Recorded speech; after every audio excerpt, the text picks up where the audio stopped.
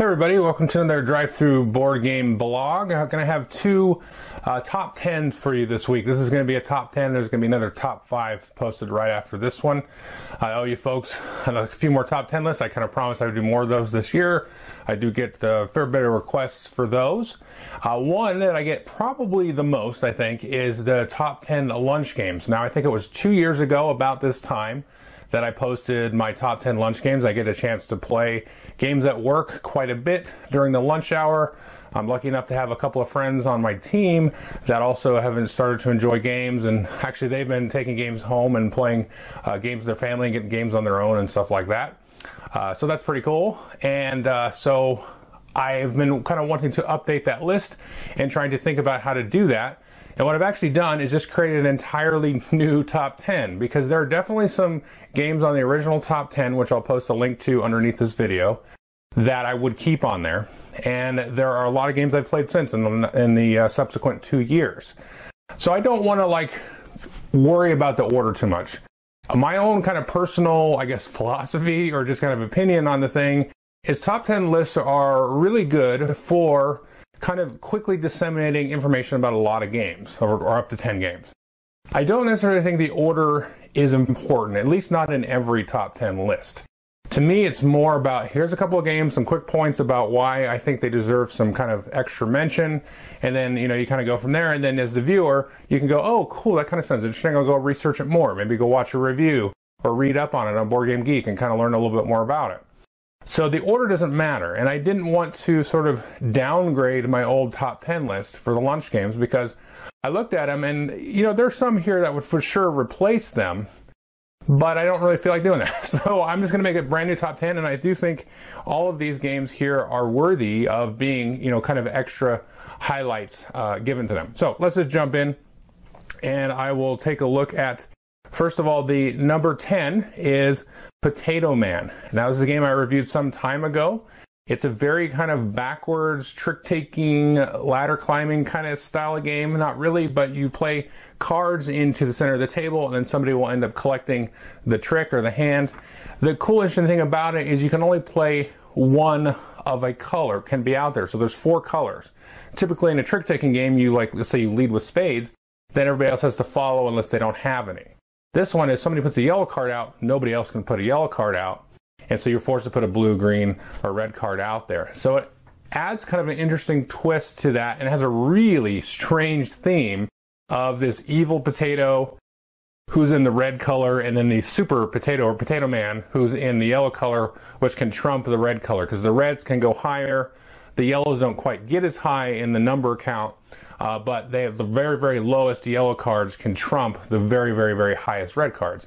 And it's got an interesting scoring mechanism where the points that you score for each of the different colors is going to kind of change as the hand evolves. So definitely go take a look at that review for that one. That's a very, very, very fun game and very different. It might be a little bit tricky to find, but it's kind of cheap. So if you bought it over in Germany at Amazon.de or something, or maybe a Game Surplus type of place, I would bring it over. I would certainly hunt it down. The number 9 is Plums, and you're going to see kind of a theme here with these two, and then kind of one further up. So I'll make a quick kind of mention of 2 honorable mentions now at this point, because I would also go take a look at Chronicle from Seiji Kanai, who did Love Letter, and also Dwarf King, which is very much kind of like a sister game to Chronicle by Bruno Ferduti. Bruno Ferduti's game is a little bit more wacky and chaotic, and Seiji Kanai's a little bit more card counting and stuff. But both of those are very excellent, but they're kind of definitely surpassed here by Plums. Now, Plums is a new game. It's coming out actually in the United States from Crash Games, and they came out in Germany from Pegasus Spiel, I believe. And it's also a very interesting, wonky take on the kind of trick-taking idea. You have these kind of different special abilities that you can grab, and it has the strangest theme. I can't even really explain the theme. You're playing these different fruits and collecting sets of them, but then you can collect these pie cards, which are like the number pie, not like a pie that you eat, even though you could probably make pie out of all the fruits that you collect. It's really weird. And then you have this kind of very different and funky scoring that makes the game very, very interesting. So you're kind of trying to you play a card, and then whoever plays the highest card gets first choice of all the other cards that were played. And so sometimes you try to go last, because if you go last, then you get a bonus plum. That's why the name of the game is Plums. But then you can also try to trigger the special abilities, which will give you like a dog that will protect all of the cards that you've collected, because you can also steal cards. There's special abilities on the cards that allow you to steal. So you're also trying to collect sets and do these things, but also kind of trying to sort of outguess your opponents on which kind of special cards they're going to play, or what you might be able to kind of tricksily, make use of on your turn. So very, very interesting. This is coming over to the U.S.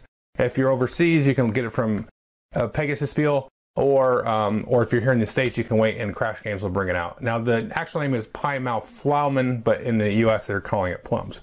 Very interesting game. So kind of we have sort of a love of these kind of trick ladder climbing style of games in my group. So there's some emphasis there, but you won't see too much of that mentioned here for a minute.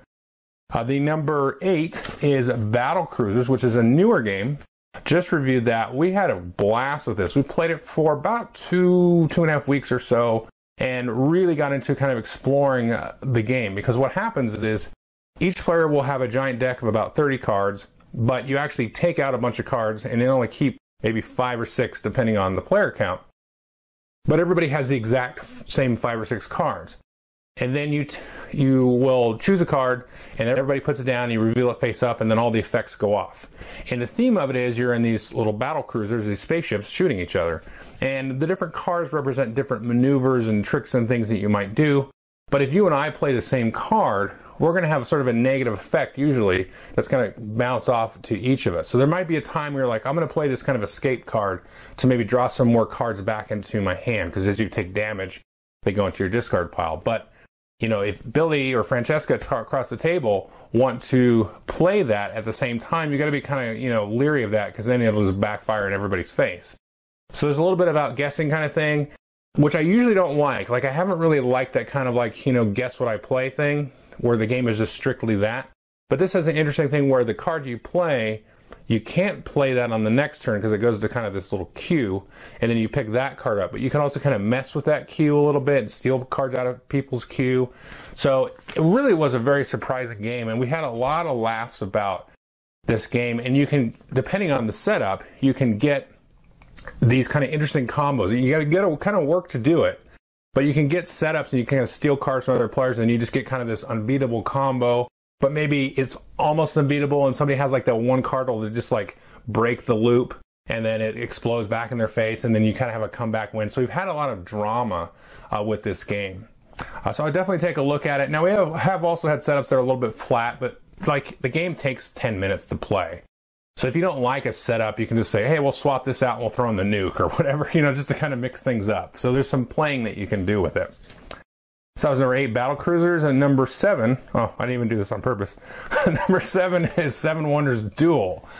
So one thing I've decided to include here are some 2-player games, because we usually have 4 people, but some days we'll have 3, some days we'll have 5, and it just kind of varies. But some days, there's just 2 of us that want to play. So Seven Wonders Duel has been something that has come out quite a bit, and I didn't want to neglect that. You'll see another 2-player game on here as well as some other games that play good 2-player.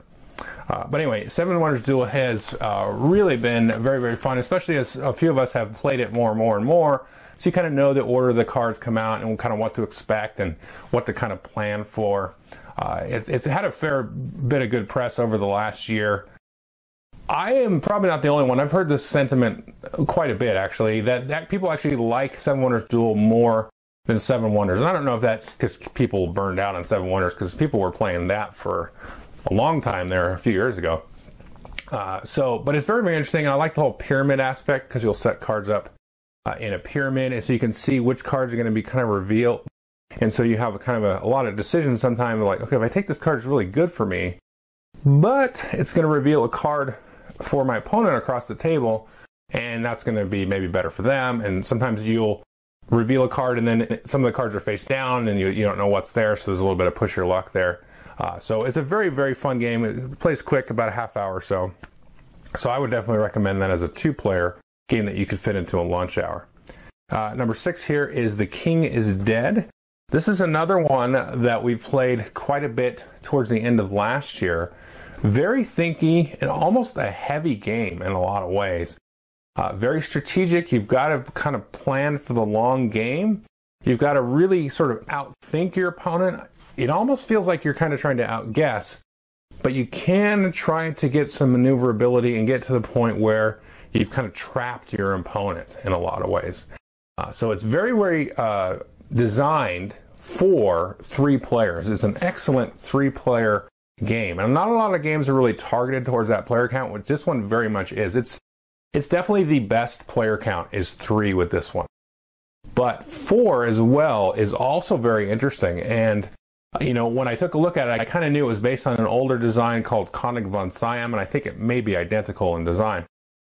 With maybe some minor tweaks. But I knew that was like targeted. I think that one was even a 3-player only game. I could be wrong on that. But playing the 4-player game, which is a team game, it actually operates a lot like, you know, you think of a game like Bridge or Tichu, where you're having to sort of read your partner without communicating what you're going to do in terms of the cards that you play. Because you'll play cards and get influence and stuff on the board. But the way that the scoring works and everything, you have to very much be kind of in tune and get some plays in with folks to kind of gauge how each other's going to play. And that's a very satisfying experience. But it can be, you know, it's kind of heavy too. So I would definitely take a look at it. If you like a heavy game, you know, you like, you know, heavy Euros and train games and stuff, this one I think would kind of please that crowd as a filler. You know, it only takes half hour. So definitely take a look at that one. Number 5 is known as Linko. I think when I reviewed it, it was called a Bluxen. I'm sure it was. And this is a very odd game. Now, you might throw this one into kind of your trick-taking ladder climbing, but it's really, really not at all. It has this kind of dare sort of aspect to it, if I could really be succinct about it, where you're playing cards from your hand, and you can either play 1 card or as many cards as you want. It's just when it's your turn to play cards, they all have to be the same number. So if I have 5 4s, I play them all.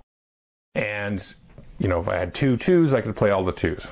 You don't have to play all of them in your hand, but you usually want to. And then there's some wild cards and things. So the thing is when I play, let's say 4 4s, if anybody else had 4 cards that they have just played, so you kind of play them in a stack and you'll cover up your previous plays. So let's say somebody had 4 2s.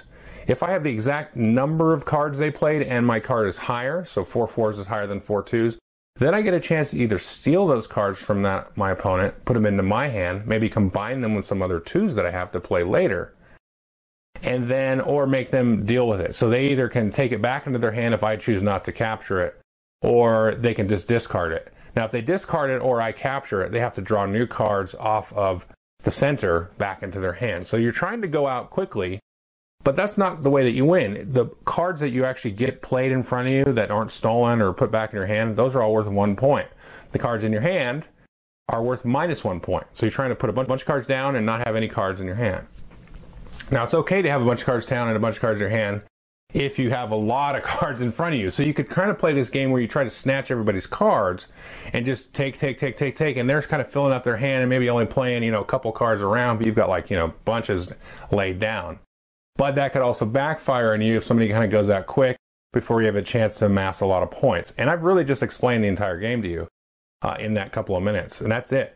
But it's really fun to play. You know, there's some different dynamics between, you know, if I play 6 1s, well, nobody's going to have anything higher than that. Well, you know, depending on what phase of the round it's in, then somebody might. So you got to be careful. Very, very fun game. Again, for some reason, we have a lot of laughs with this one because it's, again, this is one that we played, I don't know, countless times really at this point.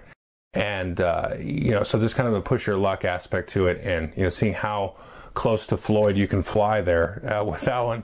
So that's a really, really good game. I'd highly recommend that one. You can pick this one up for like less than $10 nowadays. So it's probably known as Linko now, but you might find it as a Bluxen as well. Okay, that was number 5. And number 4 is Court of the Medici. This is a 2-player game, has no relation to the game Medici by Reiner Knizia. This designer has designed another game. Oh, Lords of Scotland was another kind of fun game that I used to like more than I do now. But Court of the Medici is this 2-player game, and it has 2 houses. The gosh, I can't remember the names of the houses. The Medici and then the other one, and it's very much based sort of loosely on the book by Machiavelli, and this sort of intrigue and sort of backstabbing that can happen. And you have these old kind of like Rembrandt paintings of these old houses back in, the Mediterranean days of the Renaissance and post-Renaissance. And you're just simply playing these cards out, trying to capture cards and kind of sneak cards in. You can play cards on other people's stacks because you'll get all these stacks of cards out. And everybody has a fixed deck, and there's numbers 0 through 15. The lower numbers have some special abilities where they can kind of blow up a stack or spread out a stack and so on. And you got to be very careful with your higher number cards and so on. So that's a very, very intriguing game. Go ahead and take a look at the review for that one. I reviewed that some time ago, so I apologize for the quality of reviews. But very interesting, different two-player game. Number 3 is Chimera, and this is a straight 3-player ladder climbing game. It's specific for 3 players. This is easily my favorite ladder climbing game, and I would say definitely the favorite of the lunch group as well. It plays a lot like Tichu style games where you're playing these, big combos of cards, and you have some of these kind of bombs or special cards.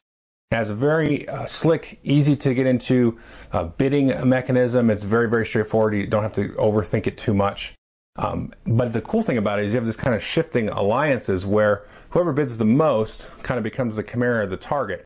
And the other 2 players are sort of playing off of them. So if the Chimera goes out first, they're going to win their bid, plus whatever points they collected during the game. And then the other players win and they get some points as well. So, one game it might be me and Francesca against Billy, and the other game might be Francesca and Billy against me, or so on. So it has this cool sort of dynamic each round that is really, really cool. And I like games where, alliances and teams change. And this is all built into a trick-taking game, a ladder climbing game. So that is Chimera. Definitely take a look at that one. It's probably a heavier ladder climbing game in terms of like lots of the combos and sort of special things that can happen and the way that you can build melds of your hand and everything. So just know that going in. So number 2 is the Grizzled, and this one is really sort of skyrocketed based on the expansion. Now, the base game was very fun and enjoyable anyway, but the expansion really has added just a ton of replayability and theme and all that good stuff into the game. And it just really has made it really fun and replayable and sort of shaken it from its stagnation of just the base game. I would say, I just reviewed this not too long ago, I would say the same thing now that I did then, and that would be you probably don't need the expansion right away, but after you've played maybe the base game 10 or so times, then you probably will want to seek out the expansion, and that will kind of invest it or inject it with a lot of life. And I would probably say, I think, everybody's different, but I would say you would want to play the base game alone just to kind of get the hang of it, because it has this sort of Hanabi-esque kind of thing where you want to get the hang of how players play and how they react to certain bad situations that are going to happen with the cards that they play. And I think that's important. And then once you add the expansion, then it kind of adds that extra layer and that extra dynamics on top of that. So once you kind of have those sort of skills and experience built up, then you can jump into the expansion. Okay, that's number 2. And finally, number 1 is Arboretum. This is a game that has sort of skyrocketed in sort of my view and my group's view over time. You've really gotten into sort of, I guess, the metagame of it. There's a lot of reviews out on this one, but it's basically kind of like a Lost Cities killer. A lot of people say that, where you're playing cards out and you're trying to build, a big set that's going to score you a lot of points, but also trying to keep cards from another player. If you're trying to build a lot of points in yellow or whatever, you try to keep the cards.